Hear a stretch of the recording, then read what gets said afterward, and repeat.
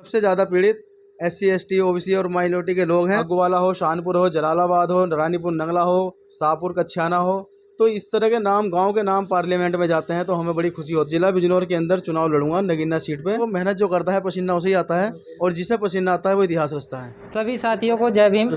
और इस वक्त मैं हूं नजीबाबाद में कार्यालय पर मैं मौजूद हूं और मेरे साथ आज़ाद समाज पार्टी के कार्यकर्ता मौजूद हैं। उनके विचार क्या हैं, क्या उनकी राय है, हम सीधा उन्हीं से जानेंगे। जय भीम सर। जय भीम। सर अपना परिचय दे दीजिए। मेरा नाम सुखबीर सिंह है, आज़ाद समाज पार्टी जिला उपाध्यक्ष। अच्छा। और जिला बिजनौर के जो संगठन है भीम आर्मी का, जब बड़े भाई चंद्रशेखर आज़ाद जी यहाँ जिला बिजनौर में आए जी। तो शुरुआती दौर से लेकर के और आज तक हम भाई के साथ हैं, चंद्रशेखर आज़ाद जी के साथ हैं। और यहाँ मजबूती दिलाने का काम धरातल पर हमने किया है। यहाँ बूथ स्तर से लेकर के और आज हमारे जो राष्ट्रीय नेता हैं, आज सांसद बन के यहाँ पार्लियामेंट में भी पहुँचे हैं। तो यहाँ के कार्यकर्ताओं की और यहाँ की जो जनता है, उन्होंने भाई को स्वीकार किया और यहाँ इतना बड़ा जो एक प्लेटफॉर्म तैयार किया है आज़ाद समाज पार्टी के नाम पर, जो भीम आर्मी के नाम पर, यहाँ से पूरे देश के अंदर एक मैसेज पहुँचाया है। क्योंकि लोग यहाँ लंबे समय से एक ऐसा नेता देते आ रहे थे, हर बार आते थे और वो वोट लेकर के चले जाते थे। लेकिन पहली बार एक हमारे बीच में एक ऐसे नेता हैं जिन्होंने वायदा किया था हमसे पहले, चुनाव लड़ने से भी पहले, कि मैं यहाँ जिला बिजनौर के अंदर चुनाव लड़ूंगा नगीना सीट पे।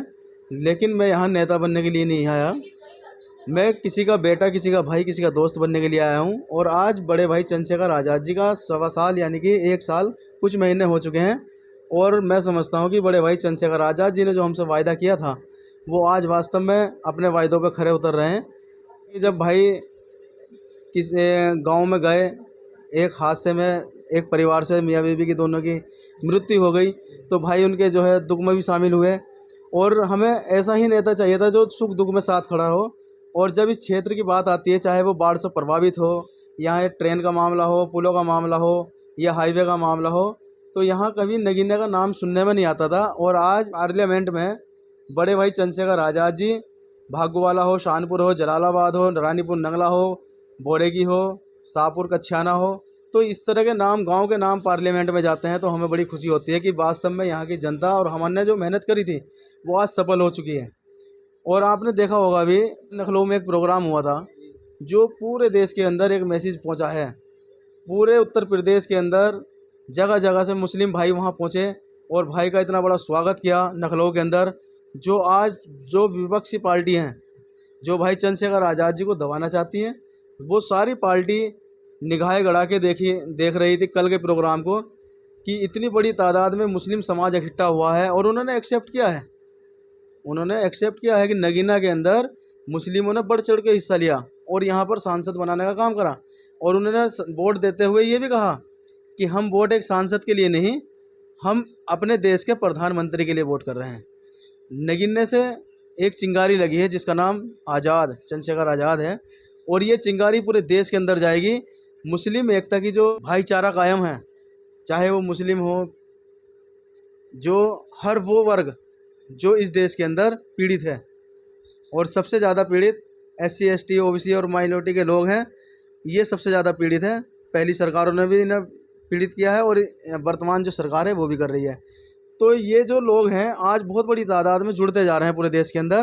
तो जो पिछली सरकार है और जो पुरानी पार्टियां हैं वो चंद्रशेखर आज़ाद जी को टारगेट बनाए हुए हैं कि एकदम से ये छोटा सा संगठन इतना बड़ा कैसे हो गया। इस संगठन को, इस पार्टी को दबाया जा रहा था पूरे देश के अंदर। लेकिन इन्होंने मेहनत, जिसे कहते हैं संघर्ष जो हमेशा, देखो मेहनत जो करता है पसीना उसे ही आता है, और जिसे पसीना आता है वो इतिहास रचता है। तो बड़े भाई चंद्रशेखर आज़ाद जी आज इतिहास रचने जा रहे हैं, देश के प्रधानमंत्री बनने जा रहे हैं। और मैं ये कहता हूँ कि ऐसे नेता की ज़रूरत पूरे देश को है। दर्द चाहे नगीने वाला हो या महाराष्ट्र वालों का, चंद्रशेखर आज़ाद जी के दिल में सबके लिए बराबर है। और ये बात सच है कि वे सांसद तो है नगीना के, लेकिन अभी आपने देखा प्रयागराज में क्या हुआ। हमारे पाल समाज के जो लोग थे, अभी तुमने देखा होगा देश के अंदर यादव समाज के लोगों पर क्या हुआ। तो हम तो ये कहते हैं कि चलो हमें तुमने एक्सेप्ट नहीं करा, लेकिन उन लोगों ने जो कथावाचक हैं हमारे, जो जानते हैं सब कुछ, ज्ञान को पूछो ना। क्या एक ब्राह्मण का बच्चा अगर उसे ज्ञान नहीं होने का तो क्या उसे हमेशा ब्राह्मण मान के चलेंगे हम?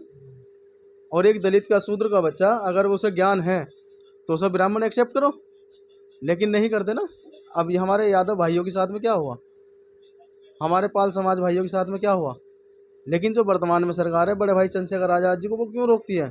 ताकि ये समाज कहीं ऐसा ना हो, SC ST OBC माइनॉरिटी के लोग जो हैं जुड़ ना जाए, और ये लोग जुड़ेंगे तो देखो कहीं ना कहीं नीयत इनकी उखड़ेगी। आप देख रहे हो हालात क्या है।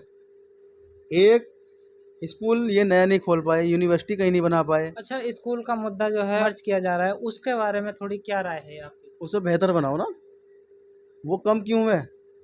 जब स्कूल के अंदर जो प्रिंसिपल है उन्हें इतने काम सौंप दिए गए हैं, वो जनगणना भी करेंगे, सरकारी कागज़ भी तैयार उनके करेंगे, एक आदमी तो उसी में लगा रहता है, और फिर उनसे कहते हैं कि पढ़ाई करो। अपने जो टीचर हैं उन्हें बेस्ट बनाओ ना।